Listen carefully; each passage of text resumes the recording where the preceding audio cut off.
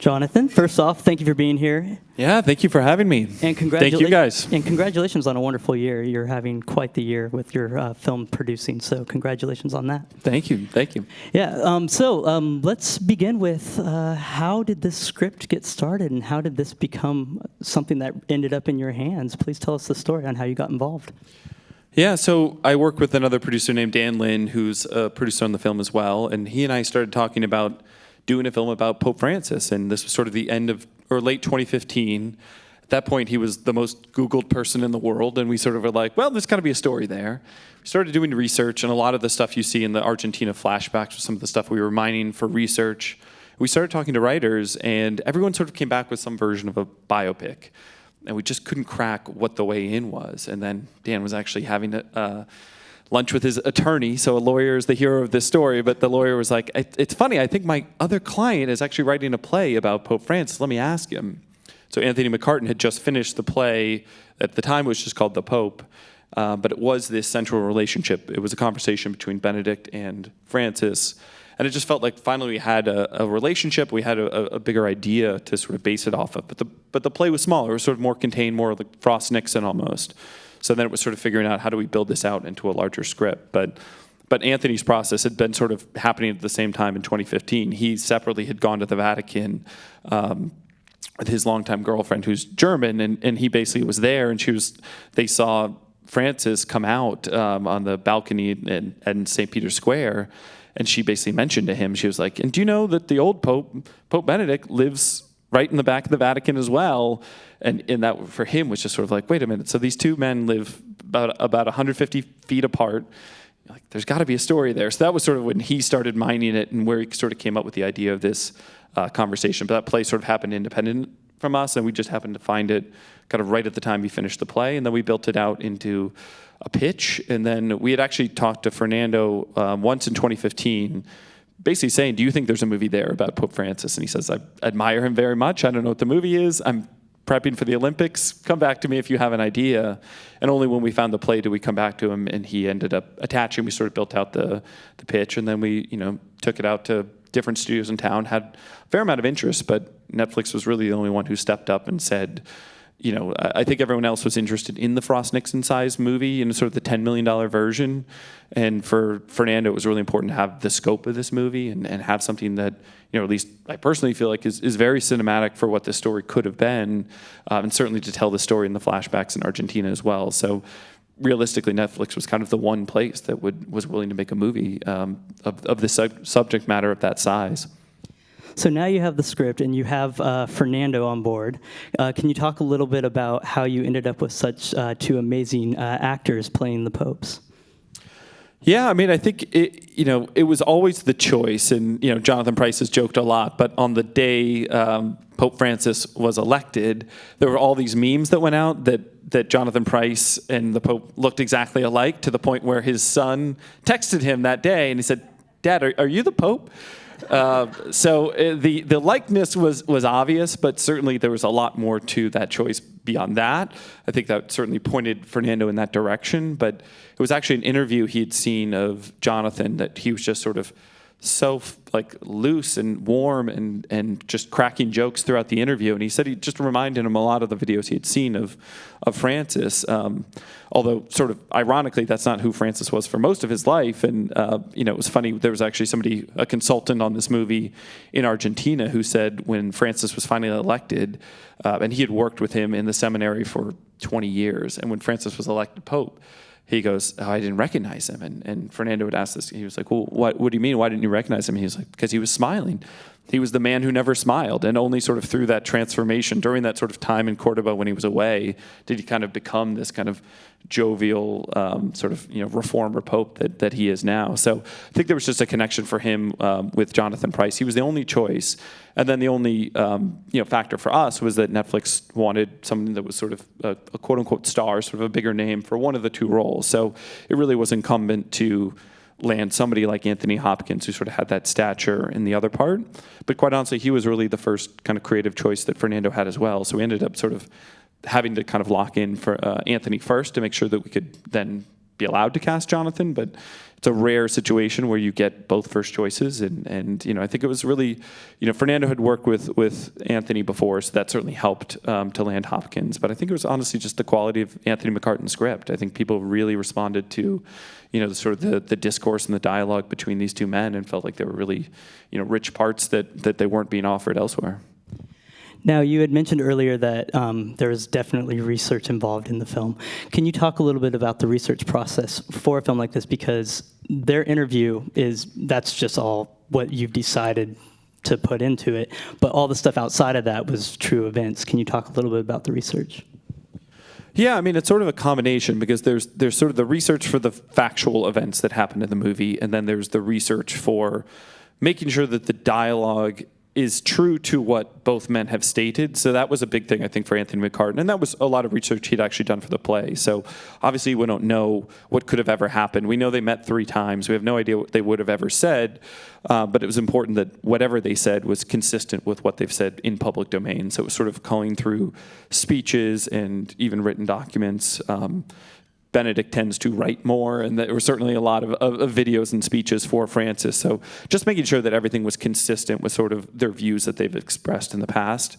And then from the historical basis, we had a number of consultants on hand. We had consultants working sort of closely with the Vatican just to make sure we got sort of religious components right. We had consultants in Argentina just to make sure that sort of that element of the story was correct. And you guys hopefully don't even notice the difference, but there's stuff that we've shot, and then there's documentary footage in that Argentina sequence that just goes back and forth, and we really tried to match the grain. And when Fernando was shooting this, sort of mimic it as much as possible, but sort of you can go between one and the other. But that really was, historians in Argentina just making sure that all of that really tracked in terms of what happened under the dictatorship and what his role was in it. Now, location plays a big key in this film, and putting a location together like this, because obviously you can't film at certain locations, it's putting like a puzzle together. Like the garden didn't belong to where the garden was and everything. Can you talk a little bit about choosing locations and how you went around just making your own location to shoot? Yeah, I mean, I think obviously the biggest one was figuring out the Sistine Chapel, which was that was another kind of, the play really was kind of the garden scene and the Sistine Chapel. Those were sort of the 2 key scenes in the play. So we sort of always knew that was going to be a huge part of it. And we knew we weren't going to shoot in the Sistine Chapel. So it was always going to be about, and quite honestly at the time, I didn't really know what we'd do. Would we build part of it? Would we be relying solely on green screens? And I think ultimately we sort of, again, because we sort of had the budget and the ability to do it, we really made this decision. Let's build it. Let's build it as a set in Cinecittà. And our production designer, Mark Tildesley, wanted to make sure everything was perfect. So there really was a space where, as Anthony Hopkins even said, he's like, you don't really have to act when you're there. You're just there, and it's sort of, you can, feel the space in that way. So what was tricky for Mark was not only did he have to recreate all the images, but it took a long time. We had to clear all the images for the Sistine Chapel through the Vatican, but once we did, as anyone who's been to the Vatican or the Sistine Chapel recently knows, they did a huge restoration and a huge cleaning over the past 15 years. So all the archive is the old footage, or the old images, which are sort of these blackened images. And so when he got them, he was like, well, that's not what we wanted it to look like. We wanted sort of this bright space and to reflect the time period. Yeah. So Mark then the production designer then had to have painters paint miniature versions of these and then photograph those and then use those as actually the basis, because we'd cleared the images so legally we could use them, but we actually needed these sort of brighter colored images that we could use. So he sort of, with a combination of building these walls, printing and painters kind of recreated all of that. So everything all the way through The Last Judgment is practical, and then only the ceiling, which quite honestly we might have built. It just didn't fit in the stage we had at Cinecittà. So that is sort of all visual effects on the ceiling, but everything else was practical. And as Mark likes to joke, the Sistine Chapel was 3 inches bigger than the actual Sistine Chapel. So it is the largest Sistine Chapel in the world that you got to see in this movie tonight. So. Now, filming in the flashback scenes in Argentina and filming the opening scenes especially, can you tell us about how the reception was from the people in Argentina to recreate those shots? And I hear some of them ended up being extras for the community in that area being extras. Yeah, I mean, we shot, I mean, that is sort of the real community. A lot of the people who live there in that opening shot when he's sort of giving that outdoor mass. It really, I think it was an interesting process because some of the people, obviously, as he says in the film, I'm a divisive figure in my home country. There were people, we worked with a production service company, K&S, in Argentina that had certain crew that they had recommended that they went to and they didn't want to work on the film because of their feelings about Francis. So, it still is a hot button issue. I think anybody who had any family member who was one of the disappeared, no matter how connected they were or not, I think connects him in some way to that and had sort of conflicted views on it. And yet when we finished shooting, we before we left Argentina, we shot there for 18 days and we cut together footage before we left and sort of just to show to the crew at the wrap party. And everyone was in tears. I mean, just weeping over this. And I think it sort of underscores why this was such a big part of the film for Fernando. I think he really wanted to make sure that this was a part of the story he could tell. And I think there was always sort of this, challenge of how do you weave these flashbacks in organically into this story, but also make sure that this is a story that you treat properly. But it was really important for him. And for me, I majored in history in college, and I knew none of this, and I do think that is something about kind of our westernized education. This is not a thing that we're presented with, and yet thousands and thousands of people were going missing and literally being pushed out of planes. And I think it was one of those things that was really important to highlight, so that you could understand the sort of the world from which Francis emerged. That is such a big part of who he is and going through that to kind of make him the person he is today. Now, I would love to mention all of the clothing design for this. Can you tell us a little bit about who the designer was and how she was able to come up with all these robes and how much work went into that? Yeah, it was predominantly Luca Canfora in Italy. So there is a shop in Rome that makes all the vestments for the Vatican, which you can go to and literally buy the material from. So, all the sort of cardinal robes and everything you're seeing, he's literally buying from the same shop the exact same materials that they use to make the vestments for the Vatican. So it could not be more authentic. But there were sort of fun touches I think that he added, which in the music room scene you see that that sort of Bavarian sweater that Benedict wears. Like little touches like that he just wanted to make sure it felt like, again, you sort of saw the humanity and the personality sort of behind these men. So, but everything had to be perfect, and again, even the Swiss Guard outfits, all of that. This is the material from the exact shop in Rome that makes these Swiss Guard costumes. So it really was trying to get everything as authentic as possible. And I'd love to discuss a little bit about the music chosen for the film, because it's not the type of music you expect to find in a film like this, but it's very upbeat and uplifting. Can you talk a little bit about the musical choices? Yeah, I mean, I think it's really just a reflection of our director. I think Fernando is, extremely vibrant as a human being. I think he's eclectic in his tastes. I think he's worldly in the way he wants to represent. I think for him, this is a really global story. And if you notice sort of where all the music comes from, everything from ABBA to, music from Africa to from music from South America. I mean, there's a lot of different elements that he uses. And I think that's important because it does feel like such a global story. I think with the ABBA moment, it's a little bit of a joke for him. It was a little bit of a wink just to sort of, have fun with it. And I think in some ways, hopefully that's what the movie does, which is, you even see it at the end with Jonathan saying, the Carnival is finito, with the Mozzetta. But just to sort of underscore that there are certain traditions, I think that are so revered that I think he wanted to just sort of acknowledge there's we can also use humor to sort of disarm us and have some of these conversations. But then in terms of the score, we had Bryce Dessner as our composer, who is really brilliant. And if you don't know him, he's one of the lead songwriters for the band The National, but he's also sort of a Yale graduate trained modern composer who's worked with Philip Glass. So he's got this sort of interesting balance he actually has a big concert that he's putting on in Lincoln Center with original classical music from him. So, he's a very diverse composer, and especially I think that theme at the end, when the sort of recurring Francis theme, to me always gets me when he comes out on the balcony at the end, and you've sort of heard that theme from Argentina all the way till him emerging on the balcony. That's Bryce, and really tried to use local, South American instrumentation for any of the music with Francis, but he was just incredibly thoughtful about all those choices. And the film itself is very timely with the fact that you have two parties, two religious, they're the same religious party, but you have two different thoughts on the religion itself. And it's timely in that aspect that you have these two men that disagree, but yet they find still to like each other and have common ground. Can you talk a little bit about the importance of having that in this film? Yeah, I think it was the thing that we were always drawn to. There's no one...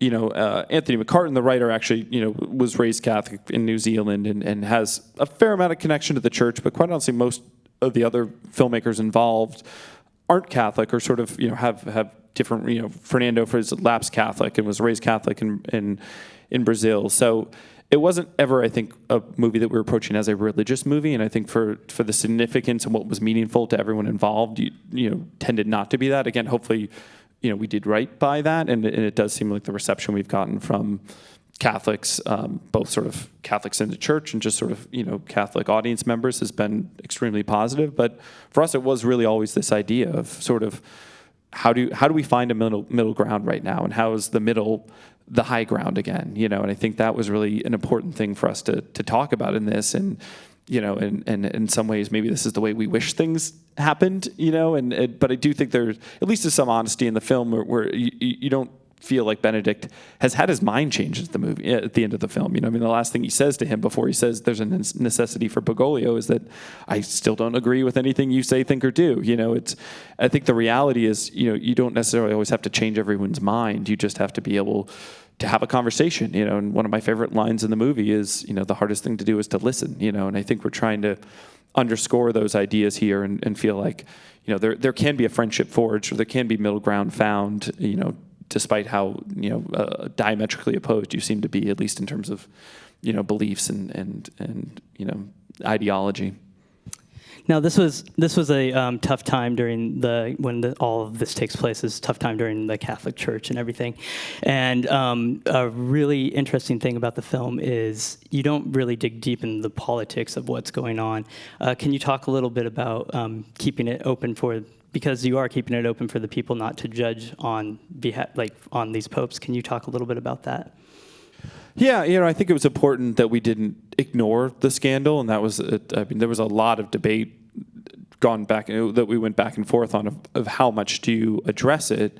And I think it's funny, when I was actually back at DreamWorks as a studio executive, I bought the pitch for Spotlight, and I worked on that movie before it ended up getting made elsewhere. Having worked on a movie like that is what that movie is about. For us, this was not what this movie was about, and we wanted to make sure it didn't overwhelm the story. So I think even the initial argument they have in the garden, it was important that it sort of escalated to that moment, and it is significant. It is something that Fernando wanted to talk about. But I think the silence at the end was sort of our way of saying, this problem is too big. It is too big of an issue to address in this movie, and we sort of just wanted the audience to be able to fill in that silence with, whatever thoughts or anger or rage or, conflicted emotions you have towards the Catholic Church or these scandals, you can sort of inject that into that moment of silence. And Fernando's known for allowing the actors to improvise. Did any of that take place? Because I know the words were quite amazing on the script, and they both loved that. But were the actors allowed to improvise at certain times? Yeah, it's funny. He always compares Jonathan Pryce as the jazz pianist and Anthony Hopkins as the classical pianist. And Anthony is so obsessed with the words on the page, and he not only learns every word months in advance, but he was emailing Fernando every day, be like, I have one note on, instead of could it be the, and Fernando's like, yeah, sure, whatever, but and it was stuff that, again, most actors would have just brought up on the day, be like, how can I just change that word? It's just over email 3-4 months in advance.